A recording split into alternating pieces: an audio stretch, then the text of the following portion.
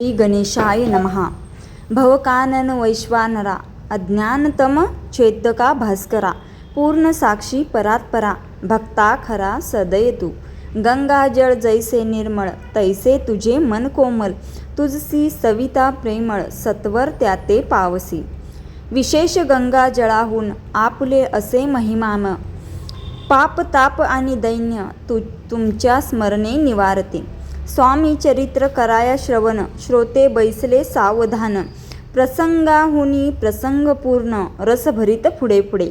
ज्यांचे सबळ पूर्व पुण्य तया झाले स्वामी दर्शन ऐसे चोळाप्पा आदी करून भाग्यवंत सेवेकरी. अक्कलकोट नगरात एक तप पर्यंत स्वामी राज वास करीत भक्त बहुत जाहले. वार्ता पसरली चहूकडे कोणासी पडता साकडे. धाव घेती स्वामींकडे राजे रजवाडे थोर थोर. म्हणती भोसल्यांचे भाग्य परम स्वामी रत्न लादले उत्तम.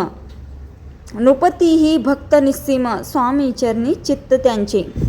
तेव्हा कितीएक नृपती स्वामी दर्शन घेऊ इच्छिती आणि आपल्या नगराप्रती आणू म्हणती तयासी. बडोद्या माझी त्या अवसरी मल्हारराव राज्य अधिकारी एकदा तयांचे अंतरी विचार ऐसा पातला. अक्कलकोटाहुनी स्वामींसी आणवे आपल्या नगरासी. मग कोणे एके दिवशी सभे माझी बैसले दिवाण आणि सरदार मानकरी तैसे थोर थोर. बैसले असता समग्र बोले नृपवर तयाप्रती.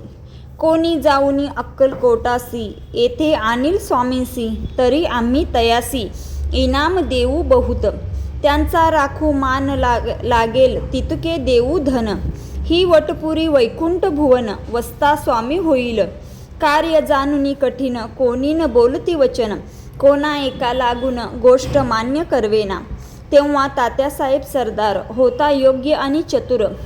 तो बोलता झाला उत्तर नृपा लागी परियेसा. आपली जरी इच्छा ऐसी स्वामी ते आणावे वटपुरीसी तरी मी आणीन तयासी निश्चय मानसी असो द्या. ऐसे ऐकुनी उत्तर संतोषला तो नृपवर तैसी सभाही समग्र आनंदित जाहली.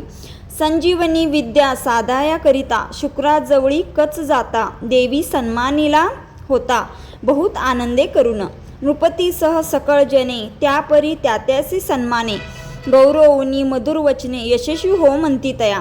बहुत धन देती नृपती सेवक दिदले सांगाती जावया अक्कलकोटाप्रती.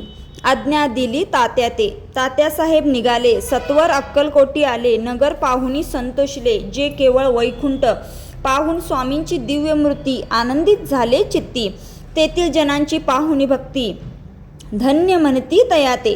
अक्कलकोटीचे नृपती स्वामी चरणी त्यांची भक्ती.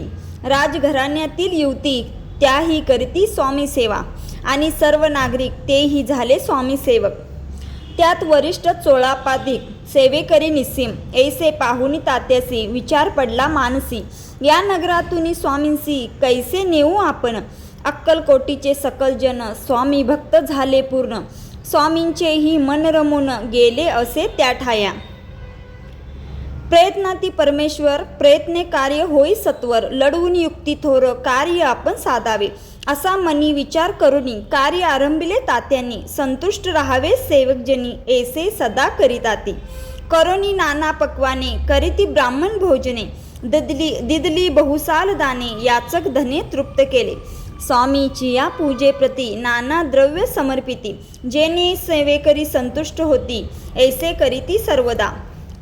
प्रसन्न व्हावे भक्तवस्तले कार्य साधावे आपुले म्हणून नाना उपाय केले द्रव्य वेचले तात्यांनी.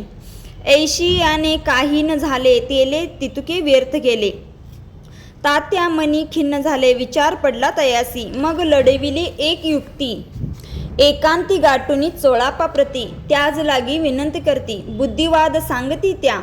जरी तुम्ही समर्थांसी घेऊन याल बडोदेसी मग मल्हारराव आदरेसी इनाम देतील तुम्हा ते. मान राहील दरबारी आणि देतील जहागिरी ऐसे नाना प्रकारी. चोळापा ते सांगितले द्रव्येन सर्व वशा. चोळापाशी लागली आशा तयाच्या अंतरी भरवसा जहागिरीचा बहुसाल. मग कोणी एके दिवशी करीत असता स्वामी सेविसी यतिराज तया समयासी आनंद वृत्ती बैसले. चोळापणे कर जोडणी विनंती केली मधुर वचनी. कृपाळू होऊन समर्थांनी बडोद्या प्रती चलावे. तेने माझे कल्याण मिळेल मला बहुत धन. आपुलाही योग्य सन्मान तेथे जाता होईल. ऐसे ऐकून या वचन समर्थांनी हास्य करून उत्तर चोळाप्पा लागून काय दिले सत्वर. राव मल्हार नृपती त्यांच्या अंतरी नाही भक्ती. मग आम्ही बडोद्या प्रती काय म्हणून चलावे. पुढले अध्यायी सुंदर कथा पावन होय श्रोता वक्ता श्री स्वामीराज वदिविता निमित्त विष्णुदास असे इति श्री स्वामी चरित्र सारामृत नाना प्राकृत कथा संमत सदा एकोत भावी भक्त पंचमाध्यम गोड हा श्रीरस्तु शुभ बहुतु.